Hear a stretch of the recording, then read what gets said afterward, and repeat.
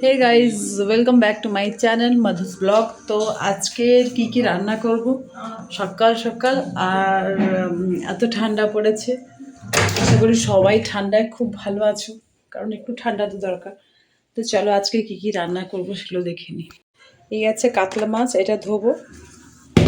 আর এখানে আছে চিংড়ি মাছ, আছে দু রকমের চিংড়ি আছে। একটা আছে বড় চিংড়ি, এটাকে বলে গলদা, আর একটা আছে ছোট চিংড়ি। এই চিংড়ি মাছগুলোকে দিয়ে আজকে পালং শাক করব। পালং শাকটা নর্মাল করব, বা চিংড়ি মাছ দেব। আর করব পুঁই শাক, এখনও কাটা হয়নি, কাটবো। আর কাতলা মাছের কালিয়া করব। তো চলো রান্নাবান্না শুরু করে দিই। এখনও পর্যন্ত গুছিয়ে উঠতে পারিনি, অনেক কাজ ছিল, কাজগুলো কমপ্লিট করেছি।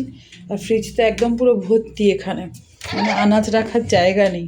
কারণ শীতকালের আনাজ এত বেশি হয়, অনেক রকমের ভ্যারাইটি থাকে।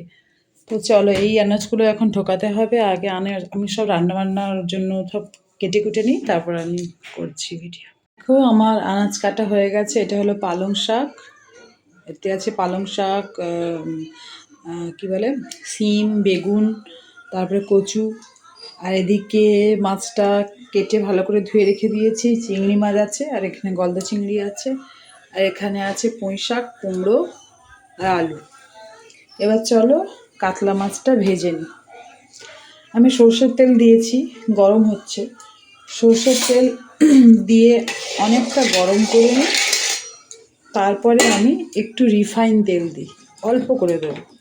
এটা সয়াবিন তেল, আপনাদের বাড়িতে যে রিফাইন তেল, এটা একদম অল্প মাত্রায় দেবো। এটা করলে কি হয়, মাছের এই যে এগুলো, স্কিনগুলো লেগে লেগে যায় না, আর মাছটা খুব তাড়াতাড়ি ভাজা হয়, আর কড়ার গায়ে লেগে যায় না। সর্ষের তেল আর তারপরে অল্প একটু যে কোনো রিফাইন্ড অয়েল দিলেই হবে। দিলে মাছটা একদম সুন্দরভাবে ভাজা হয় এবং গায়ে লাগে না কড়ার। তেলটা গরম হয়ে গেছে, এবার চলো মাছগুলো দিয়ে দিই।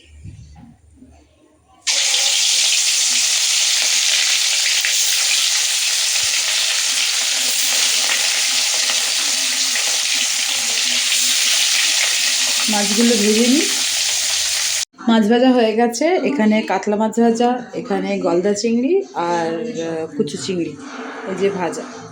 আমি এবার কড়ায় তেল দিয়ে দেবো।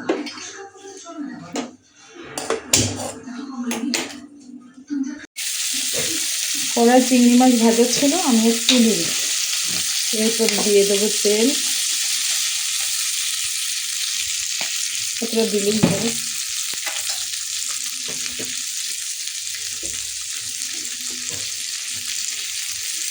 তেলটা একটু গরম হয়ে গেলে,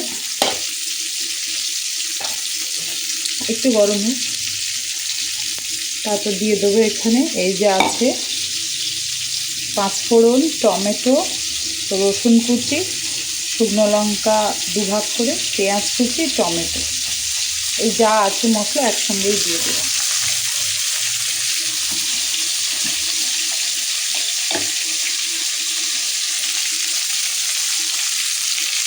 দিয়ে এই মশলাটা ভালো করে কষাতে হবে।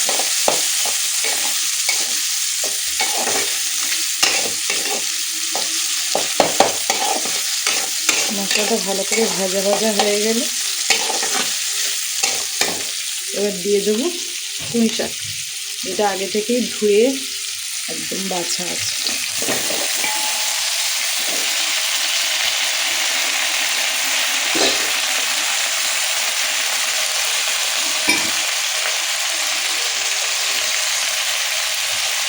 এটা ভালো করে মশলার সঙ্গে মিশিয়ে নেব।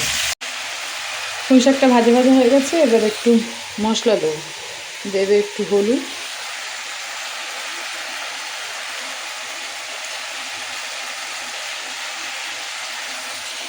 এখানে আছে ভাজা জিরে, ধনে, শুকনো লঙ্কা, এটা একটু ভাজা মশলা দিলাম।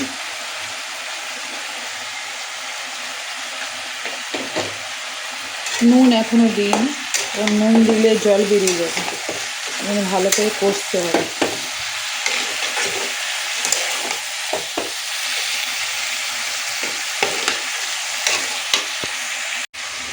এবার দেব অল্প চিনি এতটা, আর দেব নুন হিসাব মতো।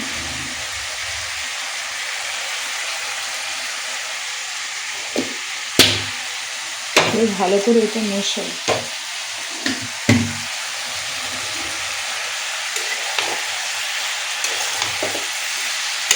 ভালো করে কষে নিতে হবে যাতে করে এই গন্ধটা না থাকে। পুঁই শাকের একটা তীব্র গন্ধ থাকে, এটা ভালো লাগে না। ভালো করে কষে নিলে গন্ধটা চলে যায়। যতক্ষণ না মনে হচ্ছে কষা কষা হচ্ছে, 20 মিনিট 15 মিনিট 20 মিনিট নাড়লেই কষানো হয়ে যাবে, তবেই খেতে ভালো লাগে।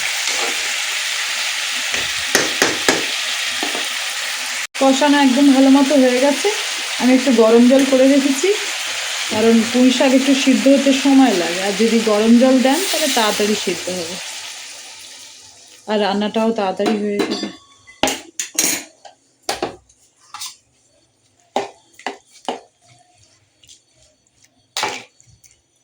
এবার এটা সিদ্ধ হোক, ততক্ষণে ঢাকা দিয়ে দিই।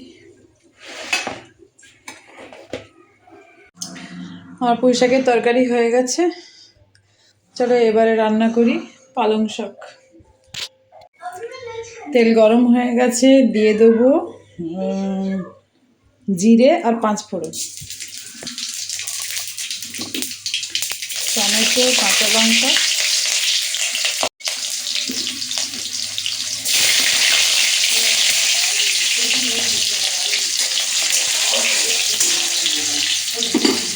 এবার দিয়ে দেবো পালং শাক ধুয়ে কেটে রাখা আছে।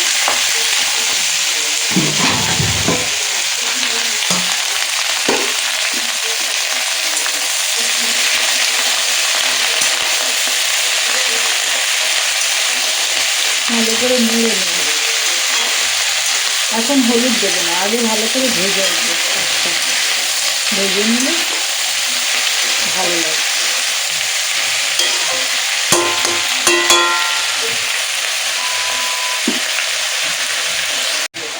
পালং শাকে দিলাম একটু চিংড়ি মাছ, অল্প করেই দেবো।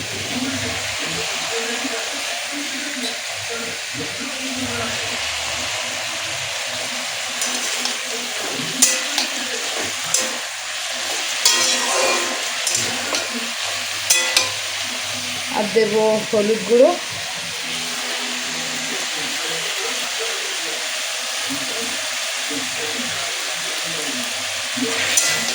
আর কিচ্ছু দেবো না।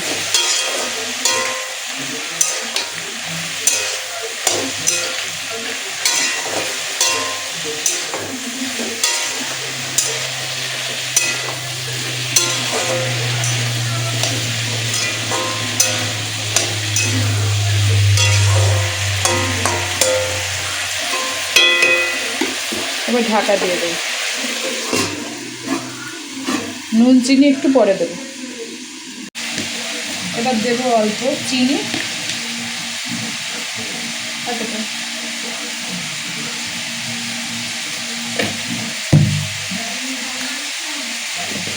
আর দেবো নুন কতটা পরিমাণ মতো।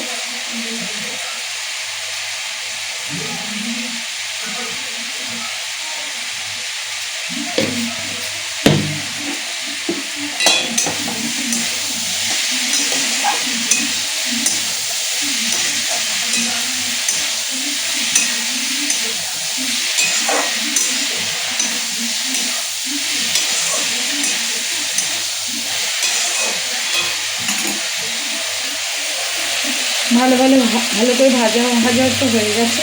এবার জল দিয়ে দেবো। জল বেশি দেবো না, অল্প দেবো, কারণ শাক থেকে অলরেডি জল বেরোবে।